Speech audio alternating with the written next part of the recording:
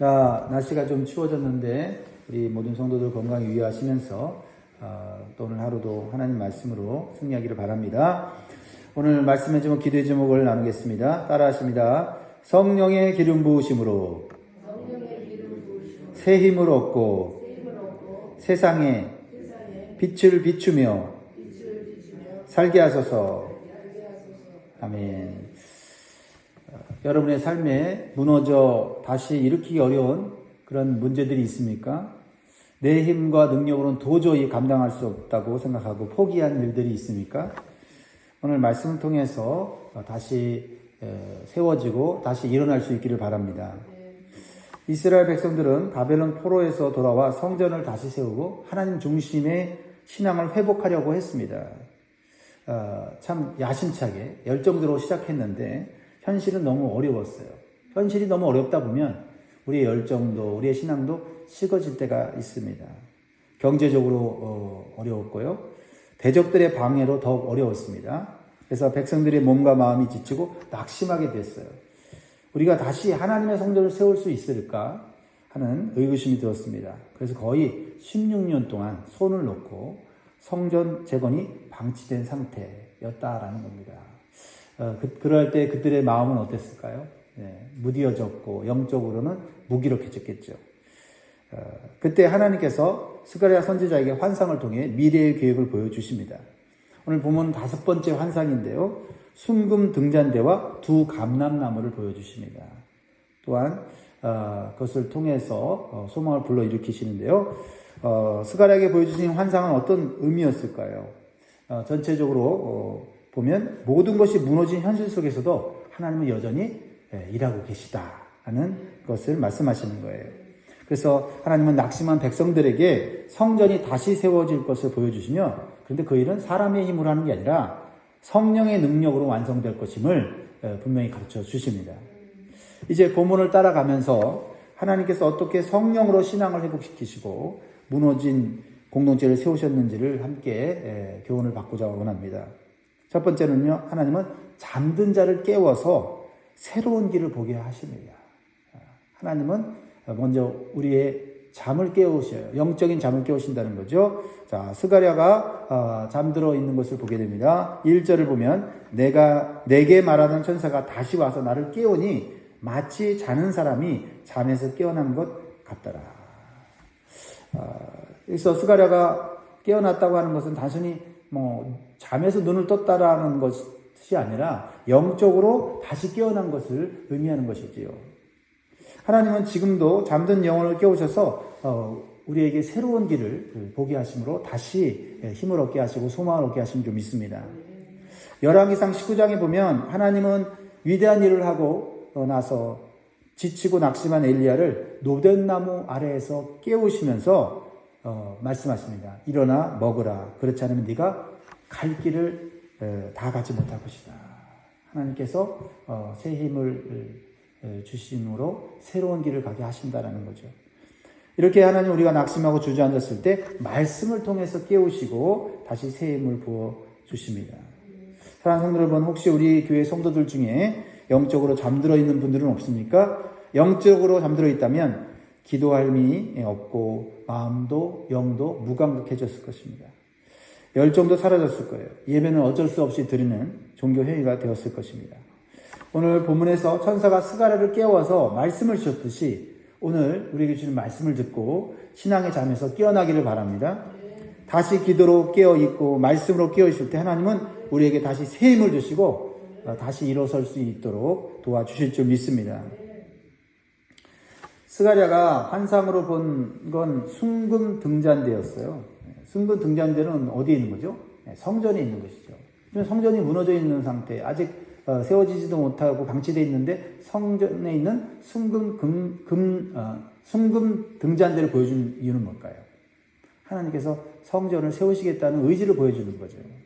그리고 성전의 기능이 뭔지를 보여주는 거죠. 그 순금 등잔대 위에는 기름 그릇이 있고요.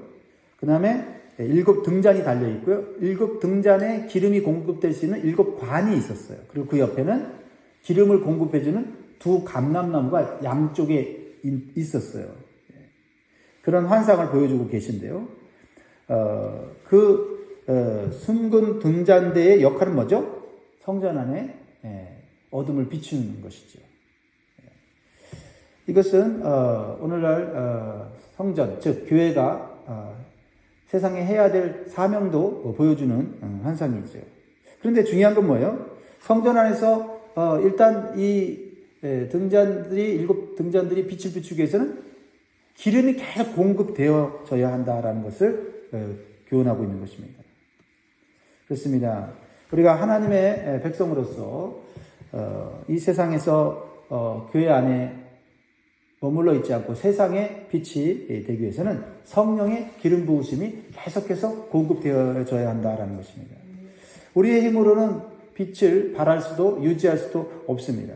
성령께서 기름을 계속 부어주시도록 우리는 잠에서 깨어서 기도해야 될 줄 믿습니다.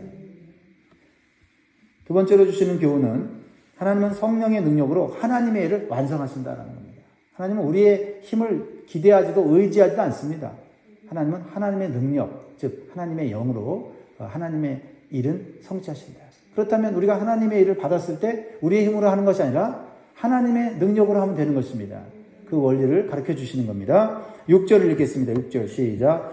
그가 내게 대답하여 이르되 여호와께서 스룹바벨에게 하신 말씀이 이러하니라. 만군의 여호와께서 말씀하시되 이는 힘으로 되지 아니하며 능력으로 되지 아니하고 오직 나의 영으로 되느니라. 할렐루야. 유다 총독이었던 스룹바벨은 성전의 기초를 놓았어요. 놓자마자 대적들이 방해를 하기 시작하고 결국은 공사가 중단되었습니다. 그래서 백성들은 이제 불가능하다라는 생각을 했어요. 근데 하나님 말씀하시는 거예요. 스룹바벨아, 너의 힘과 능력으로 되는 것이 아니라 오직 나의 영으로 된다. 여기서 힘은 물질적 자원, 능력은 인간의 역량을 의미합니다. 하나님은 인간의 힘을 기대하지 않고 의지하지 않고 오직 성령의 능력으로 일하시고 성취하신다라는 겁니다. 우리의 힘으로 우리의 능력으로 뭔가를 해보려고 할 때 우리는 그 일들이 되어질 때 우리는 계속해서 내 힘과 내 능력을 자랑하죠. 그런데 한번 무너지고 나면 인간의 힘과 능력은요 오히려 아무것도 할 수 없다고 하는 것만 느끼게 해주는 절망적인 것이죠. 그러나 하나님의 일은 하나님이 하십니다. 그것을 믿을 때 우리는 우리의 힘을 의지하지 않고 하나님의 능력을 계속 사모하고 바라보고 의지하게 되는 줄 믿습니다. 스룹바벨과 유다 공동체는 큰 산처럼 감당할 수 없는 장애물들로 인해서 더 이상 성전 재건을 할 수가 없었습니다. 실질적으로 큰 산이었어요. 성전을 건축하는데 많은 환경적으로 또 여러 가지 영적으로 방해물들이 많았습니다. 그때 하나님께서 놀라운 말씀을 하심으로 믿음을 주시는 거예요. 그게 7절이에요, 7절. 이 스가랴서 4장에는요, 엄청난 메시지들이 담겨져 있어요. 7절, 시작. 큰 산아, 내가 무엇이냐? 네가 스룹바벨 앞에서 평지가 되리라. 그가 머릿돌을 내놓을 때에 무리가 외치기를 은총이 그에게 있을지어다 하리라 하셨고. 할렐루야. 하나님께서는 큰 산도 평지로 만드는 분이십니다. 이것을 믿고 앞으로 나갈 때 우리 앞에 있는 장애물들이 하나씩 사라진다라는 겁니다. 그리고 베풀어 주신 하나님의 은총을 찬양하게 된다는 겁니다. 여기서 머릿돌을 놓았다는 것은 건축물이 다 완성된 다음에 머릿돌을 세워서 완공된 건물인 것을 말하는 거잖아요. 그러니까 머릿돌이 놓여졌다는 것은 야, 그 성전 건축 못해. 그 일들은 너희들 힘으로 할 수 없어. 라고 대적들이 말을 했었잖아요. 그런데 머릿돌이 놓아지는 때가 있었다는 거죠. 그것은 뭐예요? 하나님의 은총이었다. 은총 반복하지 않습니까? 그렇습니다. 우리가 시작할 때는 아무것도 아닌 것 같아도 하나님 의지하고 한 걸음 한 걸음 나가다 보면 어느새 머릿돌이 놓아져서 하나님이 다 하셨습니다. 하나님의 은혜입니다. 라고 고백하는 그날이 올 줄 믿습니다. 모세가 홍해 앞에 섰을 때 그는 아무것도 할 수 없었죠. 뒤에서 쫓아오는 애굽 군대를 보면서 이스라엘 백성들은 두려워하며 또한 원망했습니다. 그때 모세는 하나님 앞에 기도합니다. 그리고 하나님의 응답을 듣죠. 하나님 말씀하십니다. 가만히 서서 내가 하는 일을 보라고 말씀하세요. 너희들은 아무것도 안 했습니다. 그리고 모세에게 너는 지팡이를 들어 손을 바다 위에 내밀라고 말씀하셨죠. 손을 바다 위로 지팡이와 함께 내미는 것은 우리가 할 수 있는 일이잖아요. 그렇다고 바다를 가를 수 있는 건 아니에요. 바다를 가르시는 건 하나님의 능력입니다. 바다가 갈라졌습니다. 구원을 받았습니다. 결국 이스라엘 백성들은 출애굽하게 되었죠. 그럴 때 이스라엘 백성들은 어떻게 했습니까? 하나님의 위대하심을 바라보면서 찬송하고 감사하면서 뛰놀았죠. 이것이 우리가 경험하게 되는 하나님의 놀라운 능력이고 은혜인 줄 믿습니다. 사랑하는 성도 여러분, 지금 여러분의 눈앞에 있는 인생의 큰 산은 무엇입니까? 가정의 문제입니까? 경제의 문제입니까? 질병의 문제입니까? 신앙의 어려움입니까? 아니면 내 안에 있는 두려움입니까? 하나님은 내가 감당하기 어려운 큰 산을 향해서 말씀하십니다. 하나님 말씀하시면 어떻게 됩니까? 큰 산이 평지가 될 줄 믿습니다. 그러므로 오늘 내 힘과 내 지혜, 내 계산을 내려놓고 오직 하나님의 능력을 믿고 시작하시기 바랍니다. 세 번째로 주시는 교훈은 하나님은 작은 시작을 귀하게 여기신다라는 거죠. 하나님은 우리의 작은 시작을 붙잡고 더 큰 것으로 만들어주시는 분이십니다. 10절을 읽어봅니다. 10절 시작. 작은 일의 날이라고 멸시하는 자가 누구냐? 사람들이 스룹바벨의 손에 다림줄이 있음을 보고 기뻐하리라. 이 일곱은 온 세상에 두루다니는 여호와의 눈이라 하니라. 우리도 어떤 일을 계획하고 어떤 일을 꿈꿀 때 작은 일부터 시작해야 되지 않습니까? 근데 작은 일을 시작할 때 우리는 야 이거 가지고 뭐 하겠냐 하고 아예 포기하는 때가 있죠. 그런데 하나님은 작은 일이라도 순종하면서 시작하는 그 모습을 귀하게 여기신다는 거죠. 그것을 보고 하나님이 그 일들을 이루신다는 것을 오늘 말씀하고 있는데, 스룹바벨이 성전에 기초를 놓았어요. 그때 사람들이 저걸 가지고 뭘 하겠나라고 비웃었습니다. 기초를 세웠다고 해서 건물이 세워지겠냐 하면서 웃었다는 거죠. 그러나 하나님은 겉으로 보이는 크기가 아니라 순종의 방향을 보신다라는 거죠. 여기서 온 세상을 도로다니는 여호와의 눈은 하나님의 완전한 돌보심을 의미합니다. 그리고 그 눈이 일곱이라는 것은 못 보는 것이 없이 다 보고 계시다는 거죠. 그래서 하나님은 우리의 작은 헌신, 남들이 알아주지 않는 기도, 조용한 섬김을 다 보고 계시고 그것을 통해서 하나님의 역사를 이루신다라는 겁니다. 다윗이 골리앗을 이길 때 무엇으로 이겼습니까? 손에 든 작은 돌멩이 5개를 가지고 나아갔습니다. 작은 것이지만 믿음으로 던졌기에 하나님이 그 작은 것으로 거대한 골리앗을 이기게 하신 줄 믿습니다. 여러분, 가지고 있는 작은 헌신이 뭡니까? 작은 순종이 무엇입니까? 나는 이제 나이가 들어 힘도 없고 돈도 없고 내가 어떤 대단한 것을 할 수 있는 그런 나에게 재능도 없는데, 그것은 인간의 생각입니다.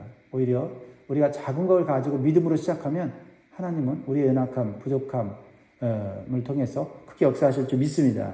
그것이 다윗의 마음이고 다윗을 바라본 하나님의 눈이셨다라는 겁니다. 예수님께서 광야에서 5,000명의 사람들이 배가 고플 때 주님께 드린 작은 도시락을 가지고 기적을 일으켰습니다. 그 작은 도시락은 누가 가져왔죠? 소년이 자신이 먹으려고 가지고 온 물고기 2마리와 떡 5개, 보리떡 5개였죠. 그것이 주님 손에 들려졌을 때 그것은 놀라운 기적을 이루었고 5,000명이 남자만 5,000명이 먹고 남은 강주리만 12강주리가 되었다는 겁니다. 남과 비교하면 내 헌신, 내 순종이 아무것도 아닌 것 같은데 하나님 눈으로 보면 하나님은 그것을 귀하게 여기신다. 하나님이 축복하고 기적을 일으킬 불씨가 된다라는 것입니다.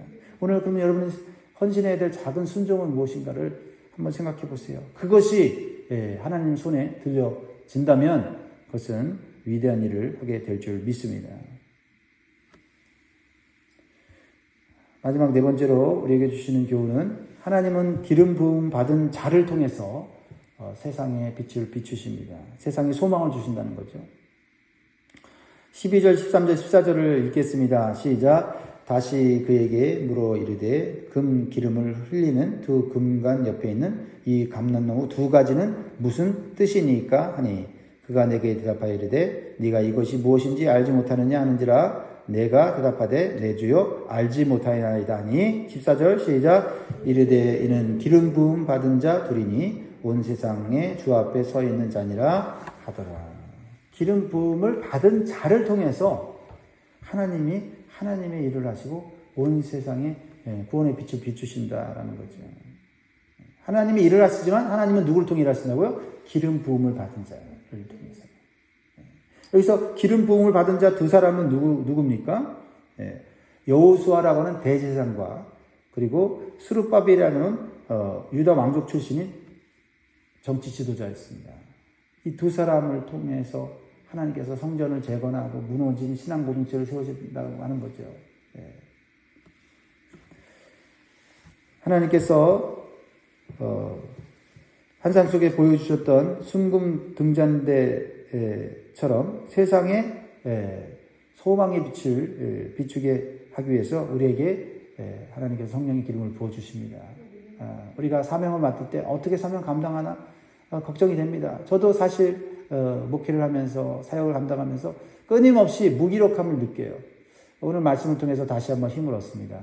성령 기름 부음 받으면 내가 하는 게 아니라 성령이 하시는 거지 라고 힘을 얻게 되듯이 여러분들 가운데서도 혹시 무기력해지고 내가 뭘 할 수 있을까, 혹시 사역하다가 실패하고 넘어진 분들이 계시다면 내가 하는 것이 아니라 성령의 기름 부음을 받으면 할 수 있다는 믿음을 가지시길 바랍니다.